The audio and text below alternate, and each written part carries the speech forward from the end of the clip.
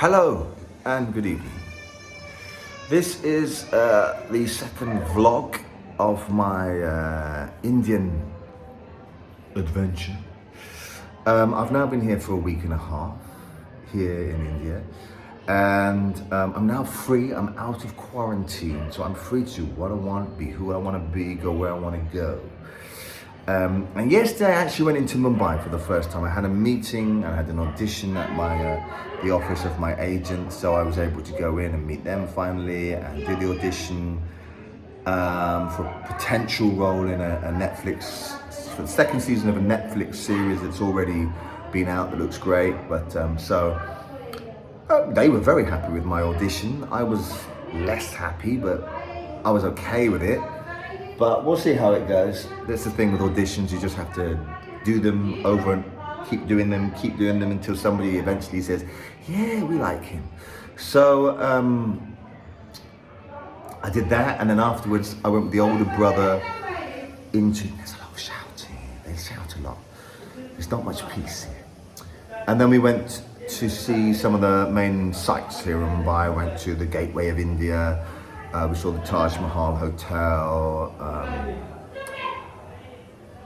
We went to see the marine pathway, causeway, whatever you call it.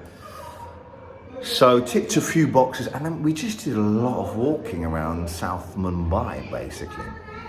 That's how I love to see cities. That's how I love to see new places. It's just walking. I hate getting in taxis. I hate going down on a subway and coming up again. I like just to walk, because then you just observe everything. You observe the people, the places, you look up, you look down, you look around, you smell. Everything is just, all your senses are just stimulated, and you take your time, you just take it all in, and you really feel how it is at street level. You hear that? You hear that? It's a lot of shouting, a lot of shouting. So yeah, I've been free. I literally have been free because not only have I been in quarantine, but part of my experience of being here, I don't know if they're going to come out and tell me off. Listen.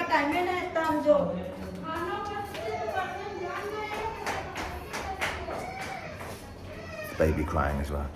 I should probably explain what my living situation here is. So the older brother's coming. I'm living here with 7 other human beings. I can't really say too much because I can't really give the identity of the family I'm staying with away, but there's the older brother going down the stairs. And they're a lovely family, really nice family. And nothing that they do is particularly beyond the norm here in India. You know, they're just passionate and emotional, and they're just a family with all the emotions of ups and downs and whatever, but it's a small space, you know. So I share basically what is essentially a 2 BHK, they call it, a 2 BHK apartment. So that's 2 bedrooms, hall and kitchen. Hall refers to basically a lounge and a kitchen. But I share it with 7 human beings and a dog. And the room I sleep in is essentially the hall or the lounge. And I sleep on what's really a big sofa. It's more like a big double bed, really. And I share that with one of the siblings, and then the parents sleep on the floor, which also isn't unusual. So I share it with 3 adults, and then there's another room with the older sibling and his wife, and their baby, who's 9 months old, who you can probably hear. And then there's another room where the sister sleeps with the dog as well. So, and the 3 siblings who live here are all in their 20s. One of them is in his late 20s and the other 2 in their early 20s. And then there's a 9-month-old baby. So that gives you a little bit of an idea of the family that I'm sharing. And they're absolutely lovely. They're such a sweet family. But one of the things, so let me just talk about my experience since I've been here so far. And one of the things that you can hear is there's very little peace. Bear in mind, I'm a country boy originally. I come from a village in England, and I can lie in my bedroom in my village in England and just hear the cows, just hear the sheep. Oh, I've seen cows here. I've seen cows walking around the busy, the hectic, chaotic streets. There's even a couple of cows sleeping here at the just before the entrance of this area, this slum. I don't know what you really call this, what you call this area. they were just sleeping there. Normally there's stray dogs there, and there was a couple of cows there when I came home tonight.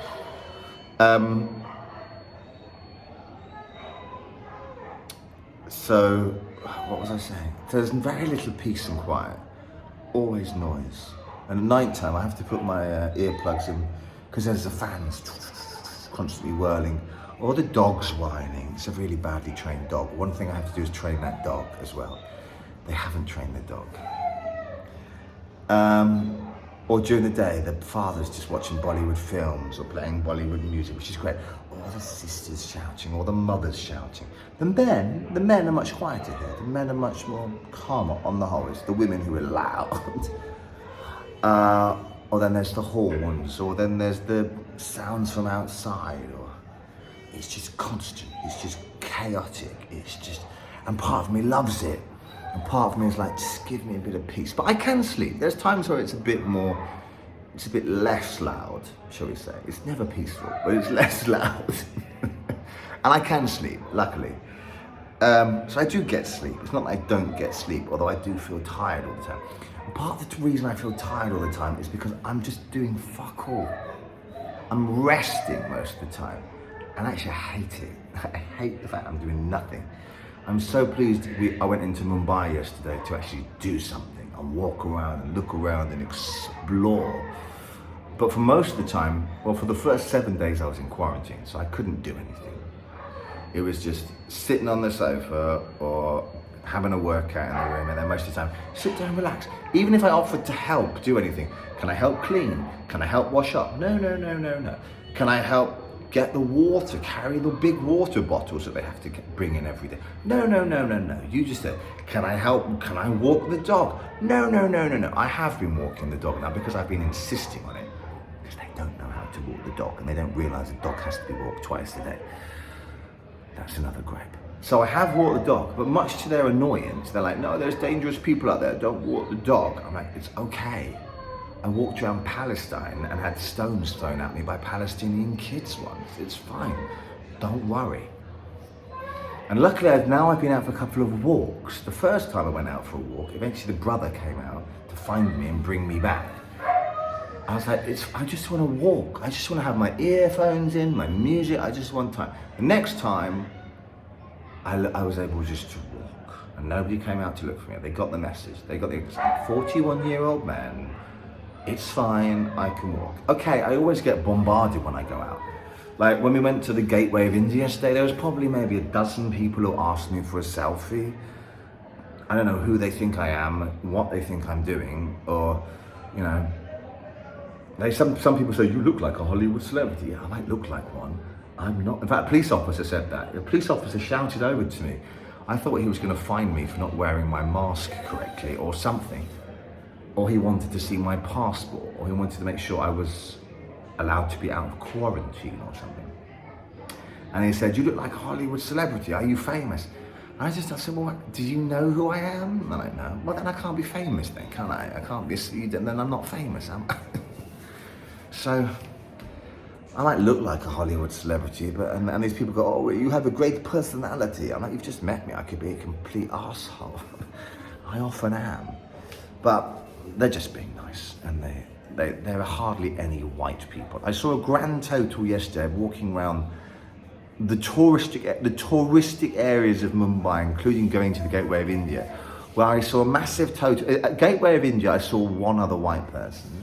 Just outside, I saw one other white person, and in total on the day, I think I saw 5 or 6. One or at least 2 of them were questionable because they had masks on. I couldn't really tell whether they were white or just pale Indians. I have no idea.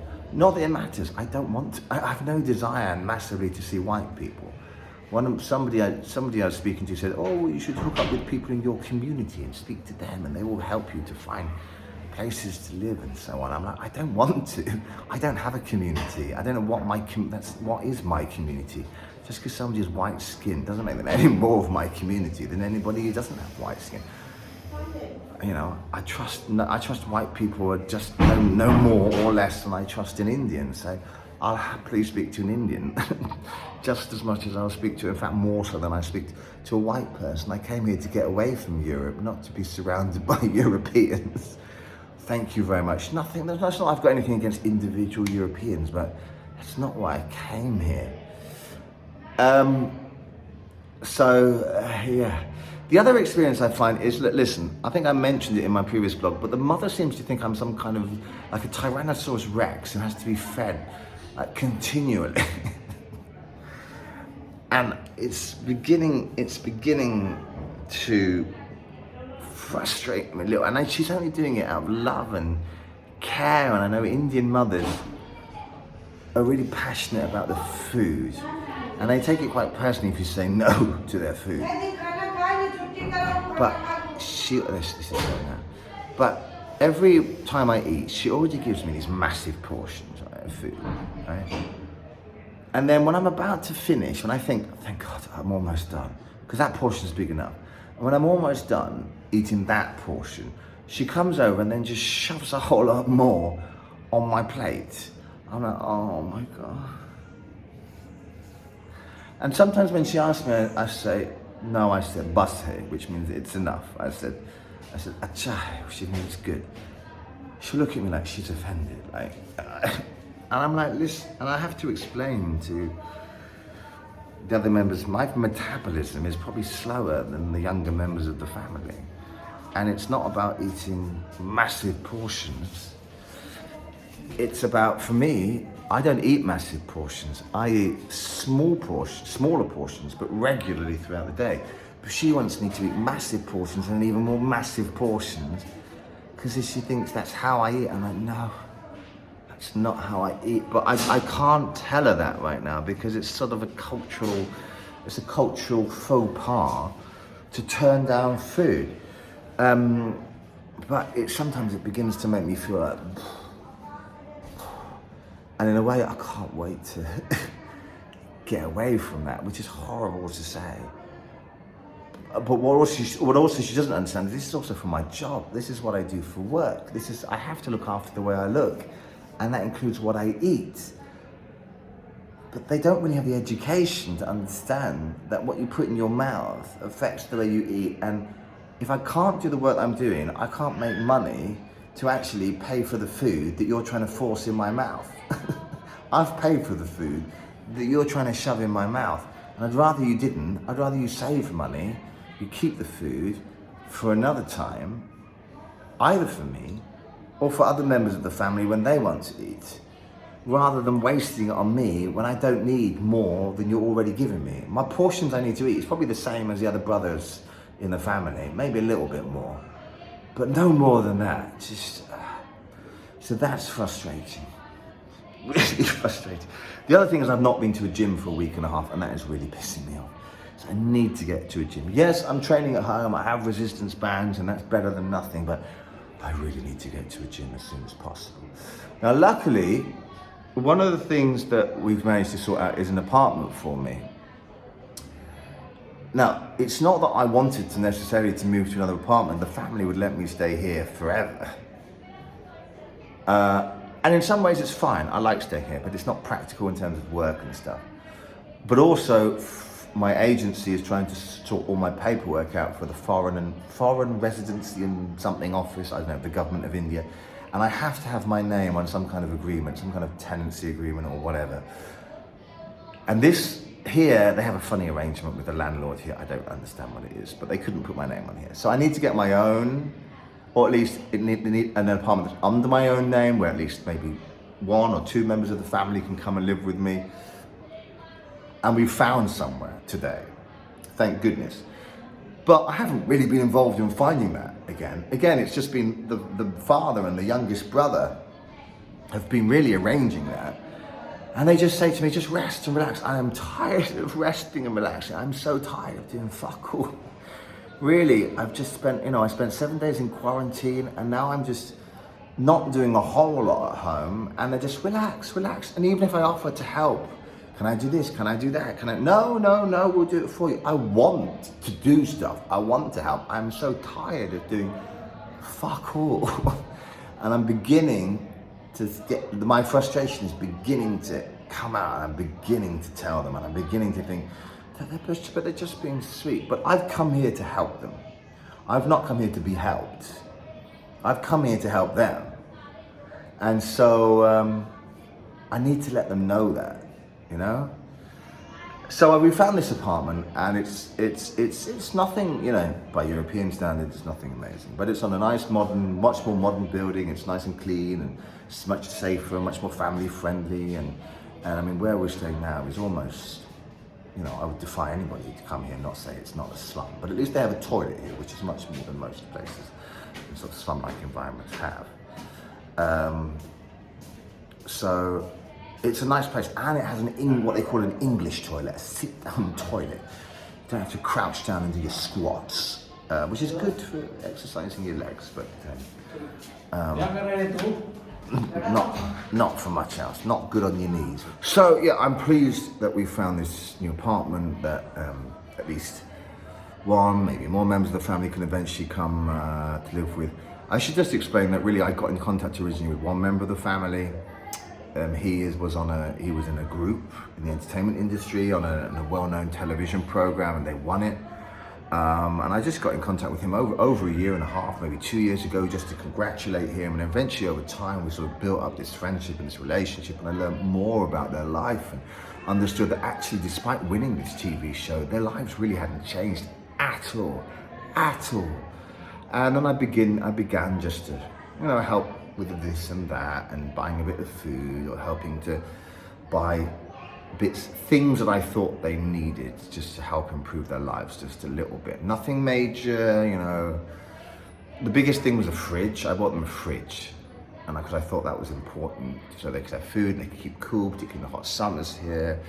I helped with their food situations, so they could buy food that was going to last longer. So that was that. And then I just built up this relationship with them, and then I learned more about the rest of the family. I learned about the sister and the other brother and the mum and the dad, and I spoke to all of them at different times, and I just became part of the family. And now I'm just like the big brother of the family, as I told you before. So I'm just pleased that I can begin to help to change their lives. And it's probably just going to be the little brother who's going to come to live with me to start with, but he works in the entertainment industry, and I hope that I can help to inspire and motivate him through my work in the entertainment industry. And then that will help inspire and motivate him, and also help him to maybe make contacts for himself and create a path for his own future beyond what he's just doing now. And then in turn, that will help the rest of the family. But I'm also here to help the rest of the family as well on a day-to-day basis. So, I mean, maybe I'll fail. Maybe I will fail. Maybe I won't, you know, maybe I'll fail for myself. Maybe I'll just, nothing will happen and nothing. But listen, you don't know if you don't try. That's the risk I'm taking.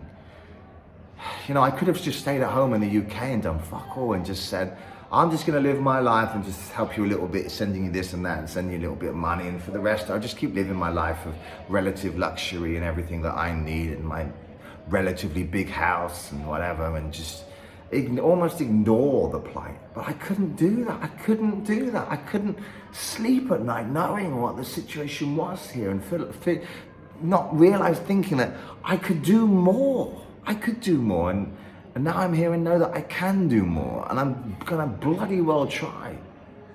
And if I don't succeed, I don't succeed, but at least I'm giving it a go.